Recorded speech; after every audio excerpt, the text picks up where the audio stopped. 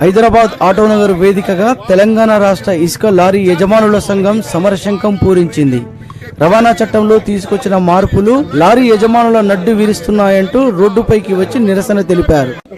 తెలంగాణ రాష్ట్ర ప్రభుత్వం తీసుకొచ్చిన ఫిట్నెస్ రేడియో స్టిక్కరింగ్ ధర అధికంగా వసూలు చేయడం లారీ యజమానులు తీవ్రంగా నష్టపోతున్నారు. కాబట్టి తొందరగా రోడ్డు భద్రతలో భాగంగా ఈ ప్రభుత్వమే ఉచితంగా radio stickering అంటించాలి.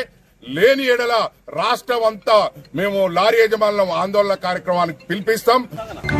Fitness radio stickering ధరలను పెంచుతూ ప్రభుత్వం జారీ చేసిన జీవో కాపీలను లారీ యజమానులు దహనం చేశారు. కేంద్ర రాష్ట్ర ప్రభుత్వాలు తీసుకొచ్చిన కొత్త రవాణా చట్టాలు వాహనదారులను ఆర్థికంగా దెబ్బతీస్తున్నాయని వారు మండిపడ్డారు. రోడ్డు భద్రత పేరుతో ప్రభుత్వం పెంచిన రేడియం స్టిక్కరింగ్ ధరలు భరించలేని స్థాయిలో ఉన్నాయని, ఇప్పటికే భారీగా రోడ్ ట్యాక్స్ చెల్లిస్తున్న తమకు ఈ స్టిక్కరింగ్ ను రవాణా శాఖ ఉచితంగా అంటించాలని వారు డిమాండ్ చేశారు. తెలంగాణ రాష్ట్ర ఇసుక లారీ యజమానుల సంఘం తరఫున ఏదైతే తెలంగాణ గవర్నమెంట్ కొత్తగా తెచ్చిన రేడియం స్టిక్కరింగ్ ధరలను నిరసనగా ఏదైతే ప్రభుత్వం చెప్తున్న రోడ్డు భద్రత సేఫ్టీ నామ్స్ ప్రకారము అవసరమైతే గవర్నమెంట్ చొరవ తీసుకొని రోడ్డుకు సంబంధించి భద్రతకు సంబంధించిన రేడియం స్టిక్కరింగ్ ధరను ఫ్రీగా ప్రొవైడ్ చేసి ఫిట్నెస్ చేయవలసిందిగా మా యజమాని సంఘం కోరుతున్నాము.